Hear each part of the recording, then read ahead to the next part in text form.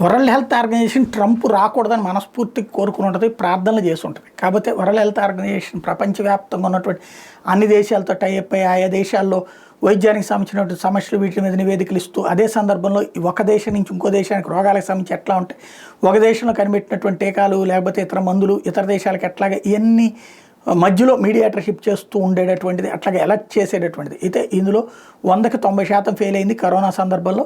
దాని ఇంపాక్ట్ ప్రపంచవ్యాప్తంగా కూడా వరల్డ్ హెల్త్ ఆర్గనైజేషన్ మీద విరక్తి పుడితే ఆ సందర్భంలో అందుకని ట్రంప్ వాళ్ళకి ఇచ్చే ఫండింగ్ ఆపేశాడు.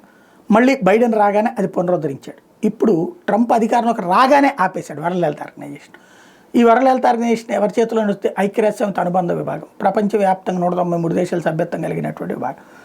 అందరూ డబ్బులు వేస్తేనే వాళ్ళకి అక్కడ జీతాలు ప్రపంచవ్యాప్తంగా యాక్టివిటీ చేయగలదు. ఆఫ్రికా ఖండంలో లేకపోతే అంటార్కిటిక్ ఖండంలో అట్లాంటి చోట్ల కూడా ఈ వరల్డ్ హెల్త్ ఆర్గనైజేషన్ సేవలు అందుతూ ఉంటాయి. అట్లాగే ఏదైతే దారుణంగా పతనం అవుతున్నటువంటి దేశాల్లో కూడా వైద్య సదుపాయాలు అది అందుబాటులోకి తీసుకొస్తూ ఉంటుంది ప్రపంచ దేశాల డబ్బులతో. ఇప్పుడు ట్రంప్ 10 పైసలు ఇవ్వనని తేల్చి చెప్పడంతో వరల్డ్ హెల్త్ ఆర్గనైజేషన్ పరిస్థితి ఏంటో, మేము ఆపరేషన్స్ ఎట్లా చేయాలో అర్థం కావట్లేదు అంటూ ఓపెన్గా ప్రకటించింది.